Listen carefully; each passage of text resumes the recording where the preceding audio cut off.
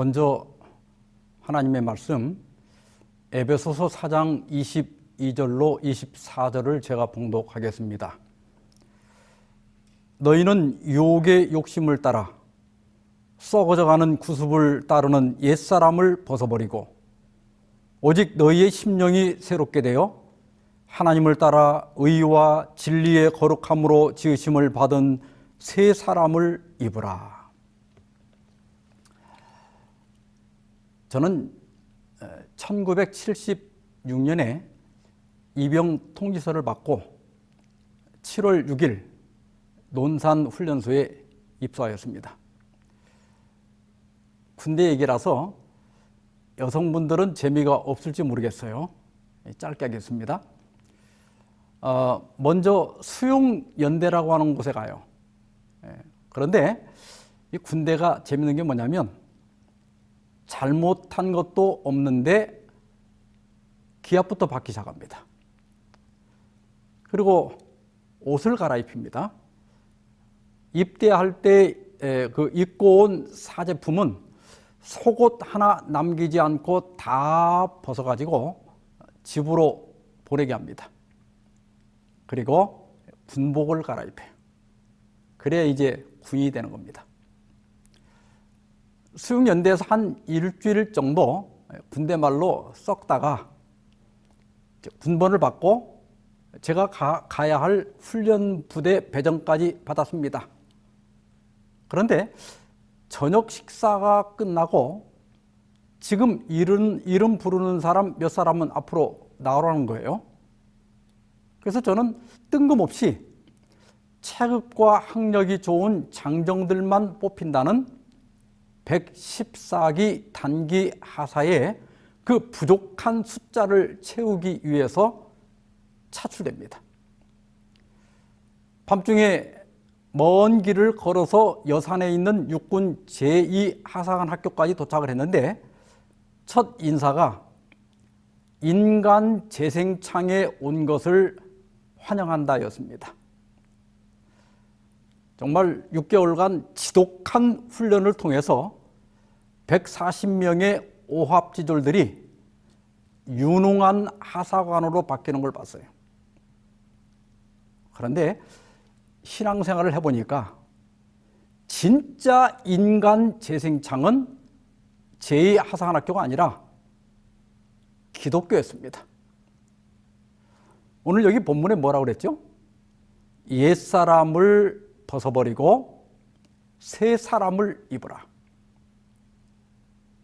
이번 시간에는 새 사람인가 옛사람인가 이런 제목으로 말씀을 드리고자 합니다. 어느 날 밤 니고데모라고 하는 사내들인 의원이 예수님을 찾아왔습니다.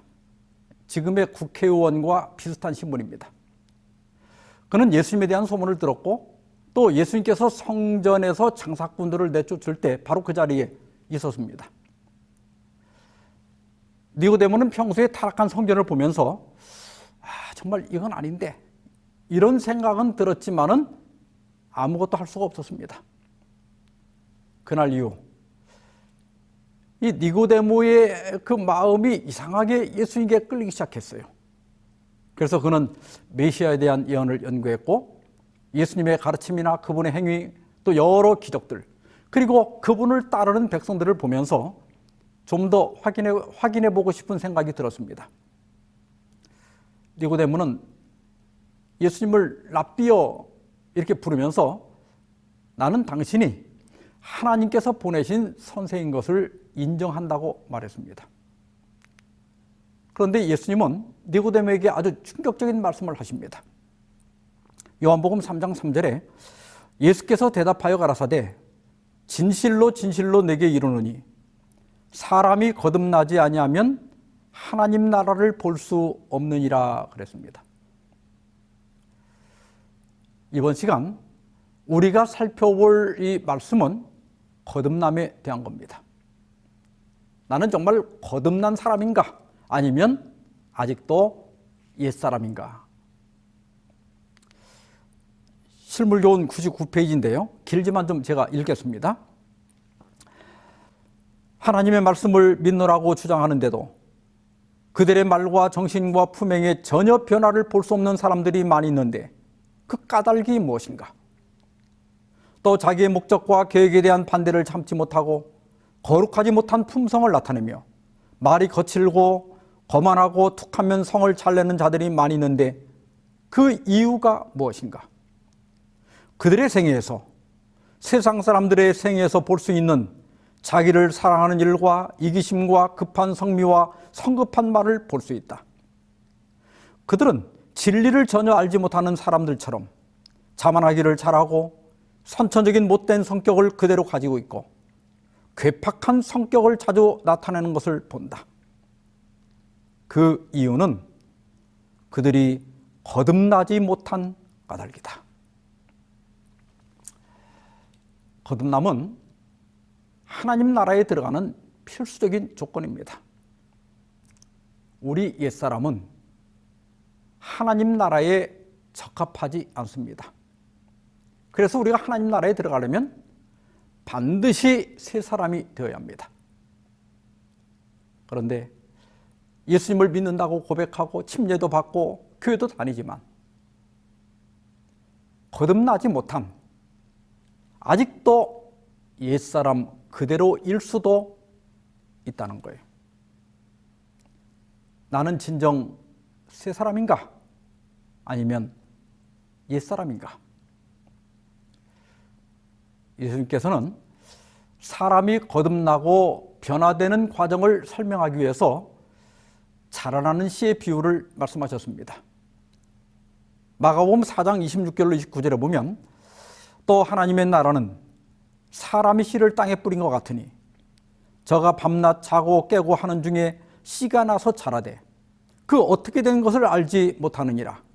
땅이 스스로 열매를 맺되 처음에는 싹씨요 다음에는 이삭이요 그 다음에는 이삭에 충실한 곡식이라.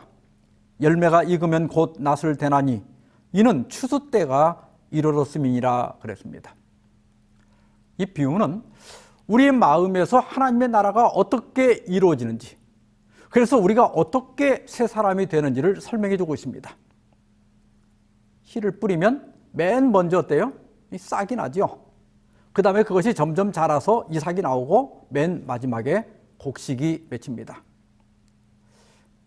실물교훈 65페이지에는 씨가 발하는 것은 영적 생활의 시작을 나타낸다 그랬습니다. 이번 시간에는 이 씨의 발화, 곧 싹이 트는 것에 대하여 살펴보고자 합니다. 예수님께서 니고데모에게 사람이 거듭나야 한다고 말씀하셨는데 여기 말한 거듭나지, 이 말은 원문의 아노센입니다. 그 아노센의 본래 의미는 위로부터 이런 뜻이에요. 그러니까 위로부터 나지 아니하면 하나님 나라에 들어갈 수 없다. 위로부터 난다는 게 뭘까요? 고린도전서 15장 47절로 49절에 보면 첫사람은 땅에서 났으니 흙에 속한 자이거니와, 여기 첫사람이 누구죠? 아담이죠. 둘째 사람은 하늘에서 나셨느니라. 이 둘째 사람은 누구예요? 예수님입니다.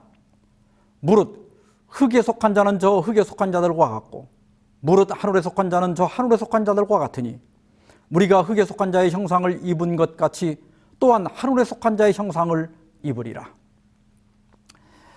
이 말씀을 그림으로 설명하면 다음과 같습니다. 우리 인류는 두 머리, 곧 두 조상을 갖게 되었습니다. 아담은 첫 번째 사람, 곧 첫째 머리입니다. 그래서 아담을 첫사람이라고 했고 그는 땅에서 났습니다. 따라서 그 아담의 후손인 모든 인류는 아담의 타락한 형상을 물려받아 흙에 속한 자들이 되었습니다. 따라서 아담처럼 연약하고 또 죽음에 굴복할 수밖에 없는 형상을 입고 있습니다. 예수님은 둘째 사람, 곧 둘째 머리라고 그랬어요. 예수님은 하늘, 곧 위로부터 나신 분입니다. 따라서 예수 그리스도를 믿고 거듭난 사람은 하늘에 속한 자가 돼요. 이러한 사람들은 예수께서 재림하실 때에 살아있는 자들은 홀연히 변화될 것이고 죽은 자들은 다시 썩지 아니할 몸으로 부활하여 하늘에 속한 자의 형상을 입게 됩니다. 우리는 이미 흙에 속한 자입니다. 이 상태로는 절대로 하나님 나라에 들어갈 수 없다는 거예요. 그런데 우리가 어떻게 해야 하늘에 속한 자가 될 수 있습니까? 어떻게 해야 둘째 사람, 곧 예수님의 후손이 될 수 있습니까? 거듭나라고 하는 예수님의 말씀을 잘 받아들이지 못하는 니고데모에게 예수님께서는 육으로 난 것은 육이요 성령으로 난 것은 영이니 내가 네게 거듭나야 하겠다는 말을 놀랍게 여기지 말라고 말씀하셨습니다. 예수께서 말씀하시는 거듭남, 다시 태어나는 것은 육신적으로 다시 태어나는 것이 아니라 성령으로 다시 태어나는 것을 말씀하고 있다는 거예요. 하나님께서는 아담을 자기 형상, 곧 하나님의 형상대로 창조하셨습니다. 그런데 아담이 범죄한 다음에 셋을 낳았는데 여기 보니까 자기 모양, 곧 자기 형상과 같은 아들을 낳아 이름을 셋이라 하였다고 했습니다. 이것은 아담의 형상에 중대한 문제가 발생한 것을 시사하고 있습니다. 본래 아담은 하나님의 형상대로 창조되었지만 범죄로 말미암아 하나님의 형상을 잃어버렸습니다. 우리가 아는 대로 그 변화는 육체적인 외형보다는 영적 본성에서 일어났습니다. 아담에게 있던 하나님의 형상은 지워졌고 그의 본성은 타락하였습니다. 따라서 아담은 셋에게 하나님의 형상이 아닌 자기의 타락한 형상을 물려줄 수밖에 없었고 그래서 아담의 모든 후손들은 타락한 본성을 지닌 흙에 속한 자들이 될 수밖에 없게 된 것입니다. 그래서 다윗은 시편 51편 3절에서 내가 죄악 중에 출생하였음이요 모친이 죄 중에서 나를 잉태하였나이다라고 고백했습니다. 욥기 14장 4절에서 누가 깨끗한 것을 더러운 것 가운데서 낼 수 있으리까 하나도 없나이다 이렇게 말했어요. 타락한 아담의 후손 중에서는 한 사람도 깨끗한 상태로 태어날 수 없다는 겁니다. 또한 예수께서는 성전 그 헌금함 앞에서 유대인들과 논쟁하시면서 너희는 죄의 종이라 이렇게 지적을 했습니다. 그러자 유대인들이 우리 아버지는 아브라함이다 이렇게 반박을 했어요. 그러자 예수님께서는 너희가 정말 아브라함의 자손이라면 틀림없이 아브라함처럼 행할 것이다.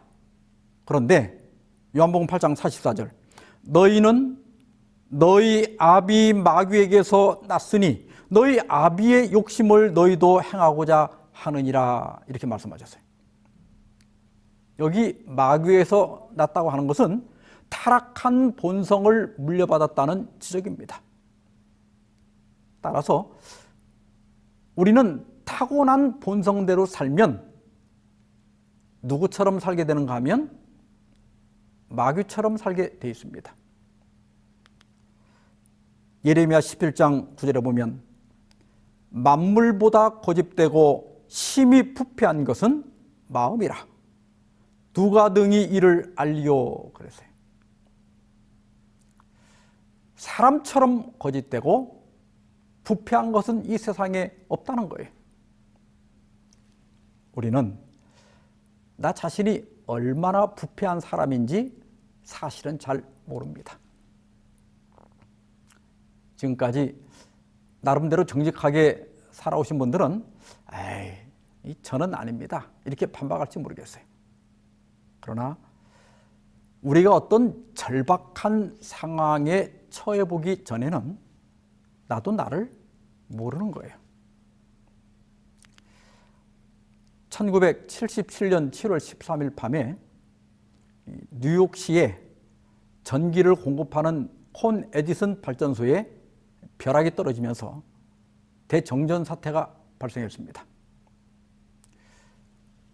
전기가 나가자 뉴욕은 순식간에 무법천지로 변했습니다. 사람들이 갑자기 폭도로 돌변해가지고 상점들을 약탈하기 시작했는데 평범한 시민들까지 집에서 나와서 이 범죄에 가담했습니다.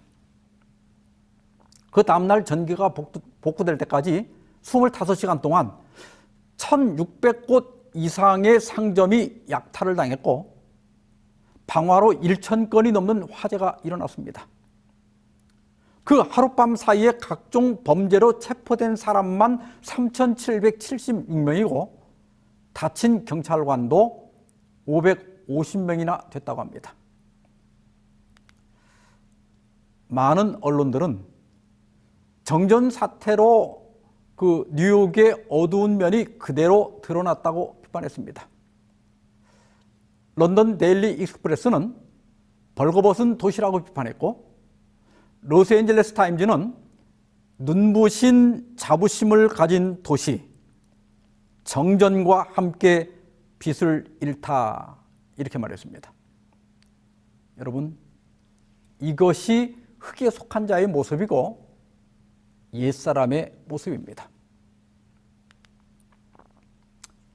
니고데모는 예수님을 만나서 자신이 예수님과 뜻을 같이 할 수 있는 동지임을 알려드리려고 했습니다. 그런데 예수님은 뜻밖에도 사람이 거듭나지 아니하면 하나님 나라를 볼 수 없느니라 그랬어요.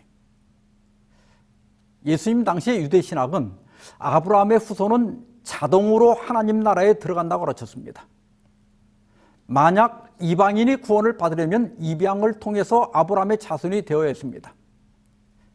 이것을 그 당시에 거듭난다고 했어요.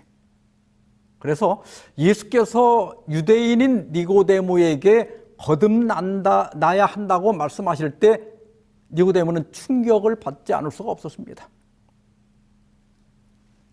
그런데 여러분, 예수님의 이 말씀의 의미는 이겁니다. 내가 내 가르침을 듣고 깨닫고 동의하고 그 자리에 있었다고 해서 구원을 받는 것이 아니다.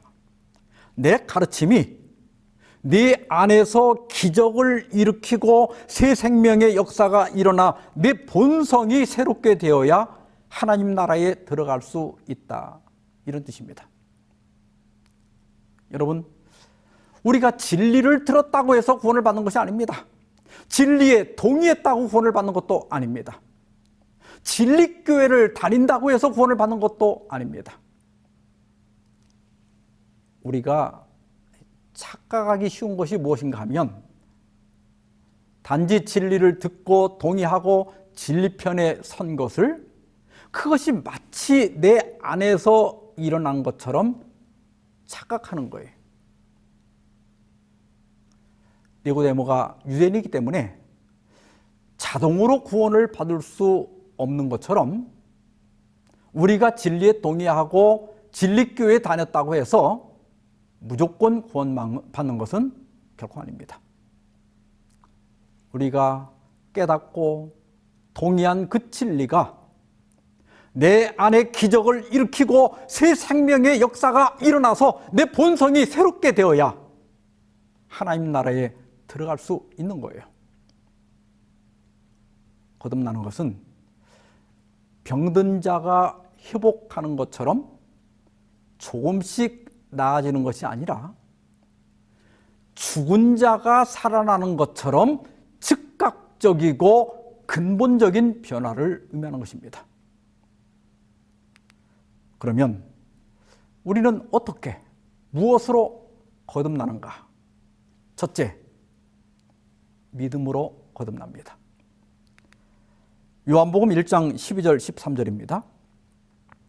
영접하는 자, 곧 그 이름을 믿는 자들에게는 하나님의 자녀가 되는 권세를 주셨으니 이는 혈통으로나 육정으로나 사람의 뜻으로 나지 아니하고 오직 하나님께로부터 난 자들이니라. 여기 괄호로 이렇게 설명이 추가된 부분은 거꾸로 읽어야 됩니다. 사람의 뜻은 후손을 바라는 마음이에요. 그래서 어떡하죠? 육정은 자녀를 낳기 위한 성욕을 가리킵니다. 그리고 혈통은 이렇게 해서 태어난 육체적 출생을 가리켜요. 여러분, 이 말씀의 의미는 뭐냐면 모태 신자는 없다, 그런 뜻이에요. 그냥 믿는 가정, 믿는 부모의 자식으로 태어나는 것이지 모태로부터 신자가 된 사람은 없습니다. 그러면 우리가 어떻게 해야 신자가 될 수 있는가? 어떻게 해야 하나님의 자녀가 될 수 있는가? 이것이 육체적 출산으로는 절대 불가능하다는 거예요. 목사의 자녀도 그 집안이 3대, 4대 그리스도인이라 할지라도 그 자녀는 태어날 때 자동으로 하나님의 자녀가 되는 것이 아니라는 거예요. 그러면 우리가 어떻게 하나님의 자녀가 되는가? 근데 그게 어려운 것도 아닙니다. 단지 예수님을 영접하면 됩니다. 예수님을 영접하는 게 뭐예요?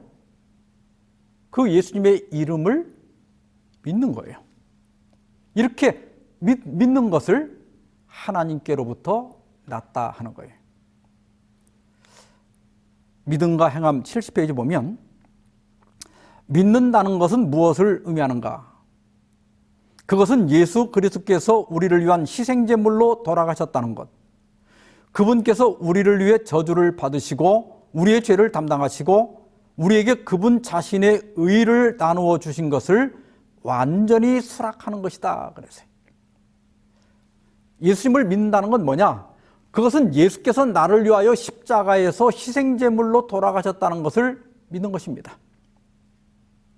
이것을 믿을 때 어떤 일이 일어납니까? 예수께서 내 죄와 그 저주를 가져가시고 그 대신에 예수님의 의를 나에게 나누어 주심으로써 우리가 예수님을 믿는 순간 전혀 죄를 짓지 않은 사람처럼 인정해 주신다는 거예요. 이것이 기독교에서 말하는 믿음으로 말미암아 얻는 의입니다. 여러분, 만약 예수님이 5분 후에 오신다면 저는 틀림없이 구원을 받을 겁니다. 이렇게 믿는 분 손 들어보세요. 몇 분이나 손을 드셨나요? 아마 많지는 않을 거예요. 우리가 예수님을 믿는다고 하지만 자기 행위를 믿는 경우가 많습니다.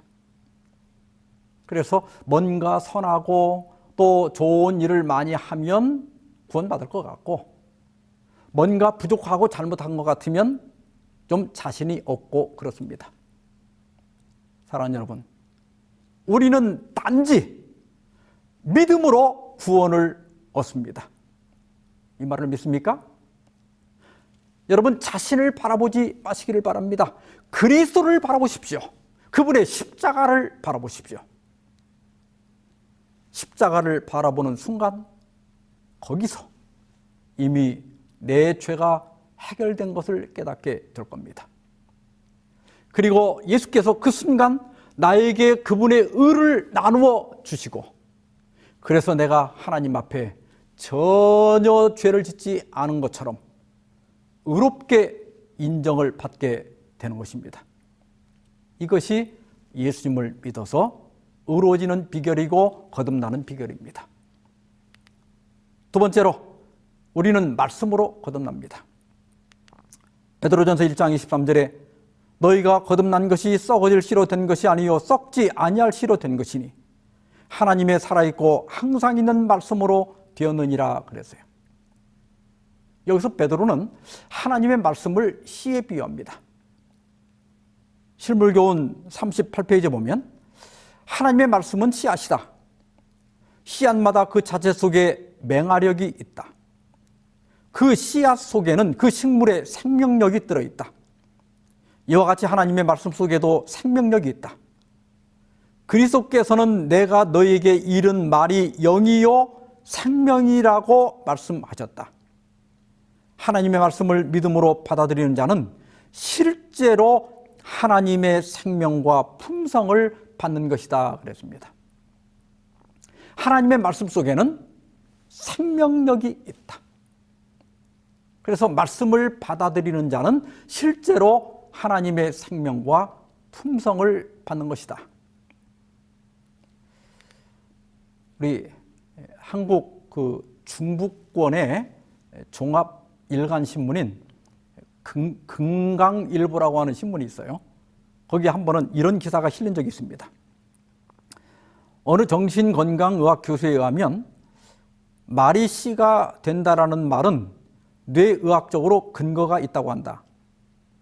평소 부정적인 말을 사용하게 되면 자신의 청각기관을 통하여 이 부정적인 생각이 뇌에 저장이 되고 부정적인 호르몬을 분비하여 화난 표정, 또 짜증난 표정 등 자신이 부정적으로 변화되어 버린다고 한다. 또한 힘들어 죽겠다고 하면 그 순간부터 인체의 세포와 신경 등 모든 조직들이 죽을 준비를 하여 어깨가 축 늘어지고 몸의 기운이 빠지기 시작한다.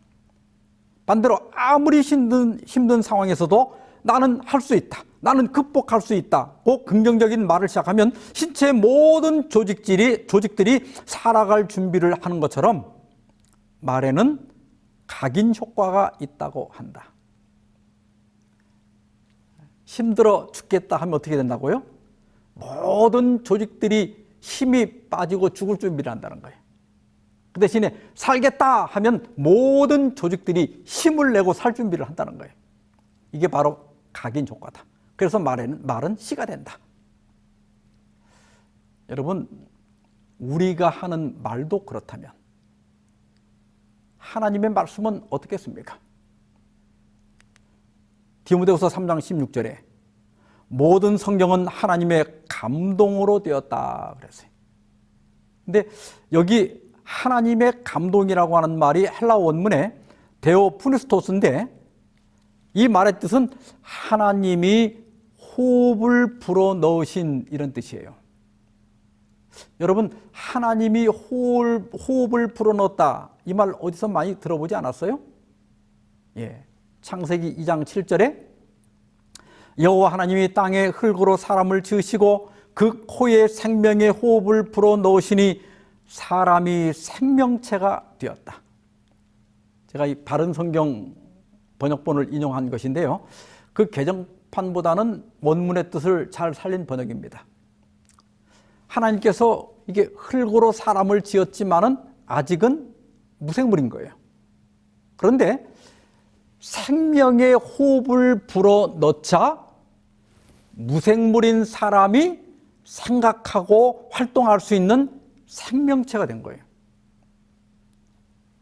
사도 바울은 성경의 말씀을 이런 창조에 비유하고 있는 거예요. 성경에 사용된 단어는 우리가 평소에 사용하는 평범한 단어지만 그러나 이 하나님의 말씀에는 하나님께서 생명의 호흡을 불어넣었다는 거예요. 그래서 말씀에는 생명력이 있습니다. 성경 주석은 성경의 생명력은 하나님이 그 속에 불어넣은 생명에 기인한다 그랬어요. 따라서 하나님의 말씀을 읽고 들으면 우리 안에 생명의 씨가 심어집니다.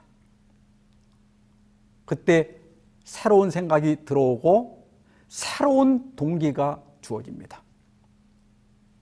그래서 히브리 4장 12절에서는 하나님의 말씀은 살아있고 활력이 있다 그랬어요. 여러분, 하나님의 말씀은 태초에 무에서 유를 창조한 능력입니다. 그래서 그 말씀이 우리 안에 들어오면 우리 마음 안에 새로운 마음이 창조되고 새로운 품성이 만들어지는 거예요. 또한 말씀에는 활력이 있습니다. 여기 활력은 헬라어로 에네르게스인데 에너지라고 하는 단어가 바로 여기서 유래된 겁니다. 하나님의 말씀은 사람을 변화시키는 에너지, 즉 능력이 있다는 거예요. 그래서 말씀을 들으면 말씀을 읽으면 사람이 변화될 수밖에 없다는 겁니다. 누가복음 24장 32절에 저희가 서로 말하되 길에서 우리에게 말씀하시고 우리에게 성경을 풀어주실 때 우리 속에서 마음이 뜨겁지 아니하더냐. 예수께서 엠마오로 가던 두 제자에게 성경을 풀어주실 때 그들의 마음이 뜨거워졌다고 그랬어요.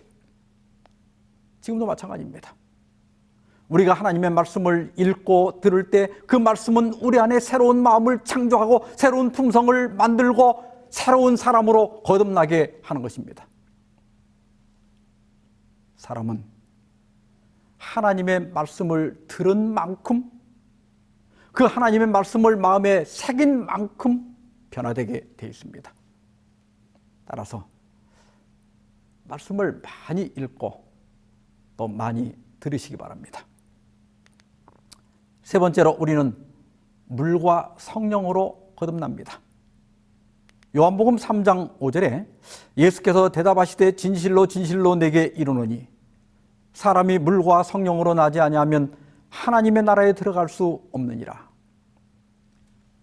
예수님께서는 사람이 무엇으로 거듭난다고 말씀하셨죠? 물과 성령입니다. 먼저 물로 거듭나는 게 뭘까? 베드로전서 3장 21절에 보면 물은 예수 그리스도의 부활하심으로 말미암아 이제 너희를 구원하는 표현이 곧 침례라 그랬어요. 그러니까 물로 거듭나라는 게 이게 무슨 뜻이에요? 침례를 받으라는 말씀입니다. 그리고 이 침례는 우리를 구원하는 표라고 그랬어요. 할례는 이스라엘 사람들이 하나님의 백성이라는 표였습니다. 예수께서는 이러한 할례를 신약시대의 침례로 대체하신 거예요. 그래서 바울은 골로새서 2장 11절에서 침례를 가리켜 손으로 하지 아니한 할례라 이렇게 말했습니다. 따라서 우리는 침례를 받음으로 내가 하나님의 백성이라고 하는 외적 증거를 갖게 되는 것입니다. 그러나 하나님의 백성이 되는 데는 이러한 외적 침례로 충분하지 않다는 거예요. 우리는 물로도 거듭나야 하지만 또한 성령으로 거듭나야 합니다. 침례 요한은 마가복음 1장 8절에서 나는 너희에게 물로 침례를 주었거니와 그는 예수님은 성령으로 너희에게 침례를 주시리라 그랬어요. 물 침례도 외적 증거로서 분명히 필요합니다. 그러나 물 침례는 성령 침례의 예비적 단계에 불과한 거예요. 우리는 물 침례도 물론 받아야 되지만은 반드시 성령의 침례를 받아야 합니다. 우리가 성령의 침례를 받을 때 실제적으로 진정한 사죄가 가능하게 되고 진정으로 우리 영혼이 정결해지고 진정으로 거듭나게 되는 것입니다. 그렇다면 우리가 어떻게 해야 성령의 침례를 받을 수 있는가? 사도행전 2장 38절에 베드로가 이르되 너희가 회개하여 각각 예수 그리스도의 이름으로 침례를 받고 죄 사함을 얻으라. 그리하면 성령의 선물을 받으리니. 여기 성령의 선물을 받으리니 이 부분이 이전 개역판에서는 성령을 선물로 받으리니 이렇게 되어 있었어요. 사실 예전 번역이 더 정확한 번역입니다. 이 개정판은 제임스 왕 역을 따라서 이렇게 번역한 것 같아요. 여기 성령의 선물은 성령의 은사를 가리키는 것인데 은사는 헬라어로 카리스마입니다. 그런데 여기 사용된 헬라어 단어는 도레아인데 도레아는 은사가 아니라 선물이라는 뜻이에요. 그래서 이 말은 성령이라는 선물을 받으리니 그런 뜻이에요. 물 침례를 받은 사람은 성령이라는 선물을 받는다는 거예요. 그리고 이 성령을 받으면 우리에게 어떤 일이 일어나는가? 기본교리 124페이지 보면 성령께서 신성이신 그리스도로 인성을 취하실 수 있게 해주셨던 것처럼 그 동일한 성령께서 우리가 하나님의 품성의 특성들을 취하는 일을 가능케 해주신다 그랬어요. 여러분들이 그림에서 보는 것처럼 성령께서 신성이신 그리스도께서 인성을 취할 수 있게 해주셨습니다. 같은 성령께서 인성인 우리가 하나님의 품성을 가질 수 있게 해주신다는 거예요. 물론 차이는 있습니다. 그리스도께서는 완전한 인간이 되셨지만 우리는 신이 될 수는 없어요. 다만 품성에 있어서 하나님처럼 될 수 있다는 거예요. 이러한 과정을 통하여 우리는 옛사람을 벗어버리고 새 사람을 입게 됩니다. 그렇게 될 때 진짜 이런 일이 우리 안에 일어날 때 어떤 일들이 벌어지는가? 정로계단 58페이지입니다. 우리가 예수 그리스도 안에서 새 사람이 되면 우리 생에 성령의 열매를 맺게 될 것이다. 그들은 그분의 성품을 나타내게 되고 그분의 깨끗하심과 같이 깨끗하게 될 것이다. 그리스도를 따르는 자들은 전에 싫어하던 것들을 좋아하게 될 것이다. 또 그들이 전에 좋아하던 것들을 싫어하게 될 것이다. 교만한 자들은 겸손해지고 어리석은 자들은 지혜로워진다. 술을 많이 마시던 자들은 더 이상 마시지 않게 되고 불순한 자들은 순결해진다. 세상의 허영을 좋아하던 자들은 그것을 버리게 된다. 성령께서 우리 안에 계시면 우리가 새 사람이 되는 거예요. 여러분, 기독교는 자신이 수행하는 종교가 아닙니다. 물 침례를 받으면 성령을 선물로 받게 되고 성령께서 우리를 근본적으로 변화시킵니다. 그러면 우리는 깨끗해져야 하는 것이 아니라 저절로 깨끗해집니다. 술을 끊어야 하는 것이 아니라 싫어서 저절로 끊게 됩니다. 그래서 기독교는 이 구원이 내가 쟁취하는 것이 아니라 하나님의 선물로 주어지는 거예요. 그래서 저절로 우러나서 사람이 선을 행할 수 있게 되고 하나님께 순종할 수 있게 되는 것입니다. 빌립보 2장 13절에 너희 안에서 행하시는 이는 하나님이시니 자기의 기쁘신 뜻을 위하여 너희에게 소원을 두고 행하게 하시나니 그랬습니다. 여기 행하시는 이 말이 헬라어 원문의 에네르게오입니다. 힘을 내다 이런 뜻인데 에너지를 준다는 뜻입니다. 하나님은 성령을 통하여 우리 안에서 힘을 내게 하십니다. 또 소원을 두고 행하게 하시나니 그랬는데 그 제임스 왕 여기서는 원하게도 하시고 행하게도 하시나니 이렇게 돼 있어요. 우리로 하여금 성령께서 하나님이 기뻐하시는 일을 원하게 하고 또 행하게 한다는 거예요. 그때 우리는 의무감에서나 또 구원을 받기 위해서 억지로 하는 것이 아니라 우리 안에서 우러나서 저절로 죄를 버리고 새로운 삶을 살게 된다는 겁니다. 이것이 기독교가 제공하는 구원입니다.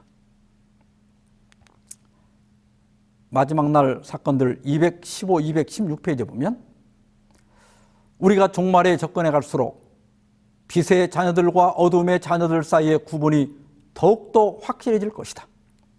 그들은 점점 더 상해질 것이다. 이 차이는 거듭나라고 한 그리스도의 말씀에 나타나 있는데 이것들은 하늘의 것과 세상의 것을 구분하고 세상에 속한 자들과 세상에서 택함을 받아 나온 자들, 곧 택함을 받아 하나님 보시기에 귀중한 자들과의 차이를 묘사하는 분리의 벽이다. 사역할 때 조준선 정렬이라고 하는 게 있어요. 조준선 정렬. 이 조준선 정렬이 뭐냐면 이게 뾰족한 이 가늠쇠를 이게 뾰족한 가늠쇠를 이 동그란 그 가늠자의 중앙에 정확하게 일치시키는 거예요.